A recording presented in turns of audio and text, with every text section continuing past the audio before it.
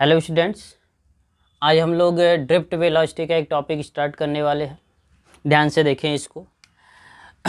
आप लोगों को मैंने कंडक्टर का मैकेनिज्म बताया हुआ है कि अगर किसी कंडक्टर के अंदर इलेक्ट्रॉन का मोशन देखा जाए तो वो जिग जैग होता है। जैसे ऐसे समझ सकते हैं कि इस प्रकार से इलेक्ट्रॉन मोशन करता रहता है।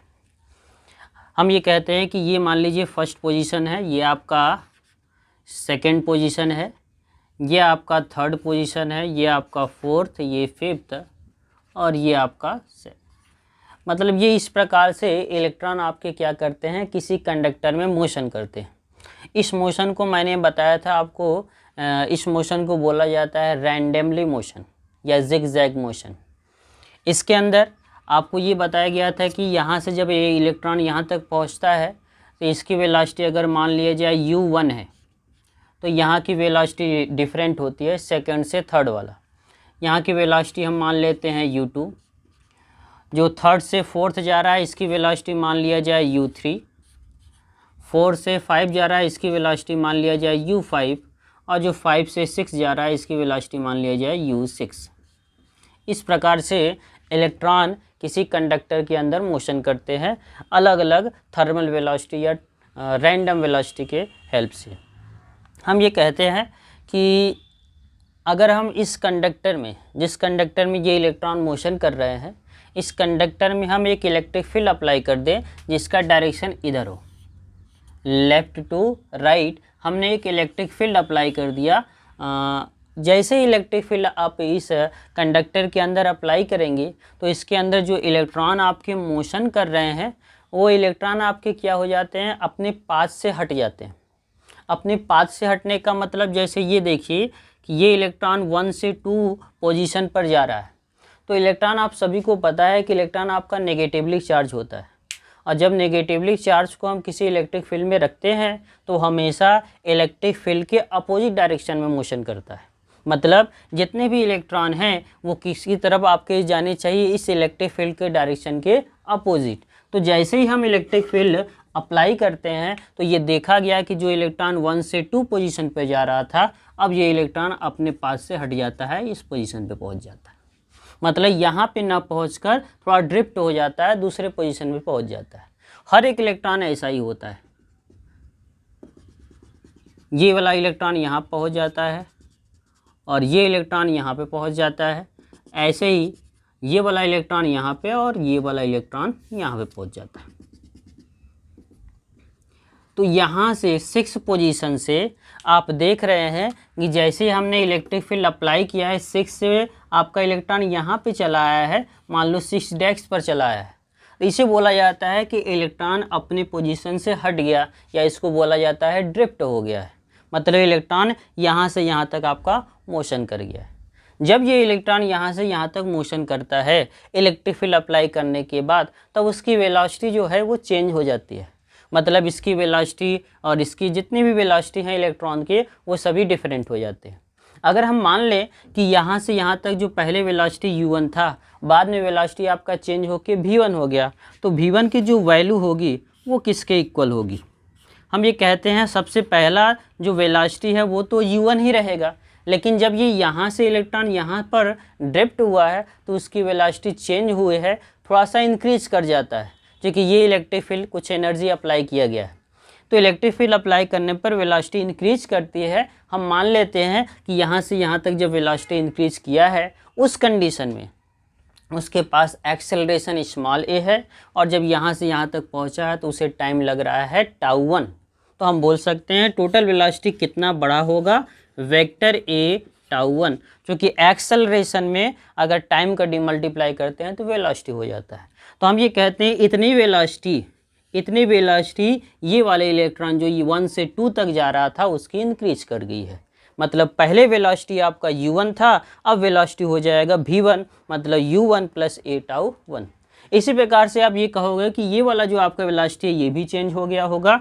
मतलब अगर हम v2 निकालेंगे तो मिलेगा vector u2 plus vector a τ2, ऐसे बढ़ता जाएगा। अगर हम मान लें कि किसी कंडक्टर में स्मॉल n इलेक्ट्रॉन है तो ऐसे करते हुए आपका एक जो आपका एन टर्म का वेलोसिटी होगा वो आपका हो जाएगा v n is equal to u n plus vector a tau N.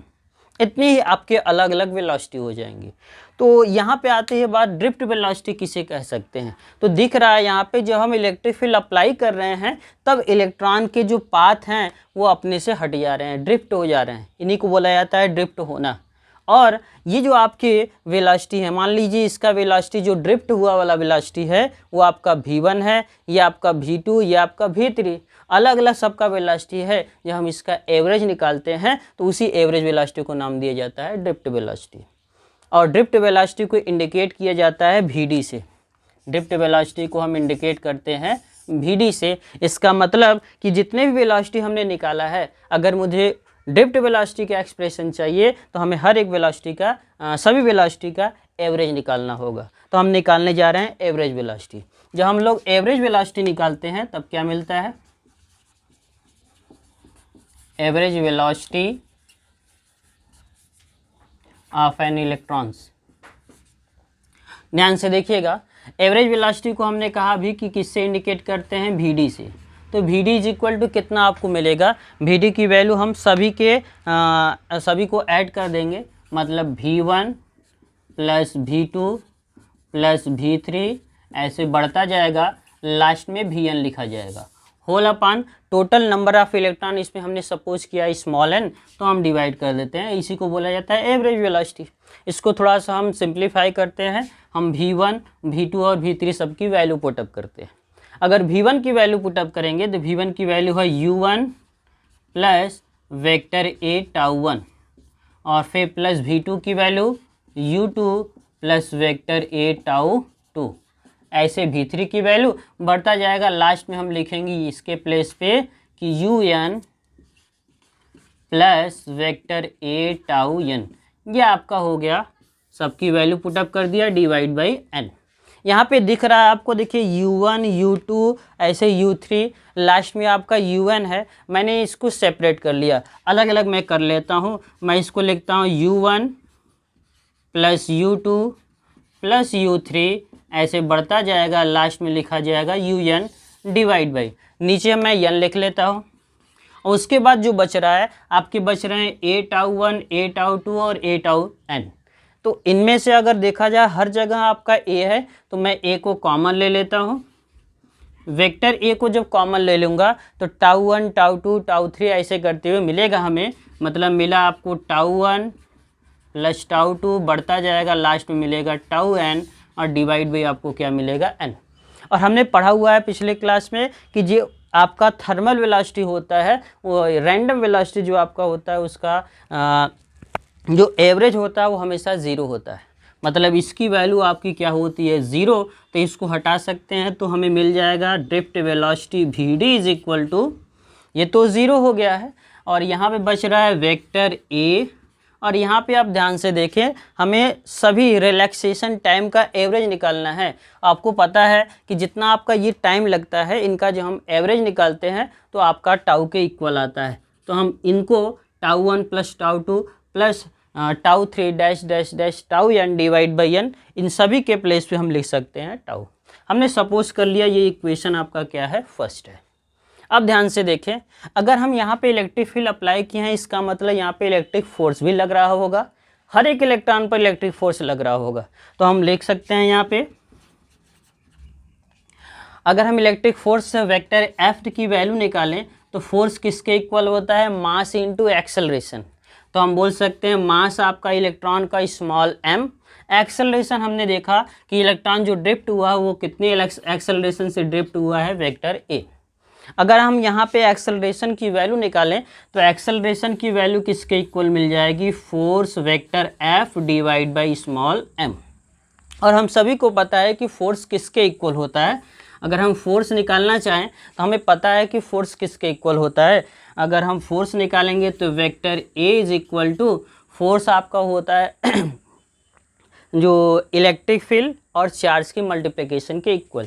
तो इलेक्ट्रिक फील्ड हमने अप्लाई किया है वेक्टर E, और इलेक्ट्रॉन पर जो चार्ज होता है स्मॉल e। तो एफ की वैल्यू हम लिख सकते हैं vector E into small E divide by आपका क्या है स्मॉल एम। इसको हमने सपोज कर लिया इक्वेशन सेकेंड। तो हम ये इक्वेशन सेकेंड और फर्स्ट को जब सॉल्व करेंगे तो हमें मिल जाएगा ड्रिफ्ट वेलोसिटी का एक्सप्रेशन। तो हम लिखेंगे from equation first and third second, तो वी डी की वैल्यू आपको मिल जाएगी drift velocity v d is equal to vector a के प्लेस पे हम ये टोटल पुटअप करेंगे तो मिलेगा vector e small e into tau upon m. यही एक्सप्रेशन आपका होता है ड्रिफ्ट वेलोसिटी का। ये एक्सप्रेशन आप याद रखेंगे, इसी एक्सप्रेशन के हेल्प से हम ओम्स लॉ को डेराइव करेंगे। तो याद रखें ड्रिफ्ट वेलोसिटी का मतलब होता है कि जब हम किसी भी कंडक्टर के अंदर किसी कंडक्टर के इंड पर इलेक्ट्रिक फील्ड अप्लाई करते हैं, तो जो इलेक्ट्रिक फील्ड अप्लाई करने के बाद उसके अंदर इलेक्ट्रॉन आपके ड्रिफ्ट हो जाते हैं और सभी इलेक्ट्रॉनों के जो एवरेज वेलोसिटी होते हैं, एवरेज वेलोसिटी को नाम दिया जाता है ड्रिफ्ट वेलोसिटी। ड्रिफ्ट वेलोसिटी को हम इंडिकेट करेंगे वी टी से। Thank you.